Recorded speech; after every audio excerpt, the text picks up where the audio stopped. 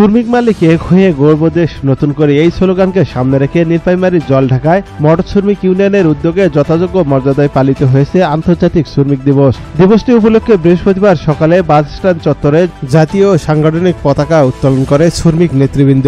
পরে bus minibus শ্রমিক union জলঢাকার উপকমিটির সভাপতি মমিনুর রহমান সিনিয়র ও সাধারণ সম্পাদক আব্দুর রশিদের নেতৃত্বে একটি আনন্দ মিছিল পৌর শহরের প্রধান সড়ক প্রদক্ষিণ করে কেন্দ্রীয় শহীদ মিনারে পুষ্পমাল্য অর্পণ করে। এ সময় উক্ত সংগঠনের উপদেষ্টা হামিমুর রহমান হামিম, বাস মিনিবাস শ্রমিক ইউনিয়ন ও মাইক্রো শ্রমিক ইউনিয়ন, ট্রাক শ্রমিক ইউনিয়ন, লেবার শ্রমিক ইউনিয়ন সহ বিভিন্ন শ্রমিক সংগঠনের সকল স্তরের নেতাকর্মীগণ উপস্থিত ছিলেন।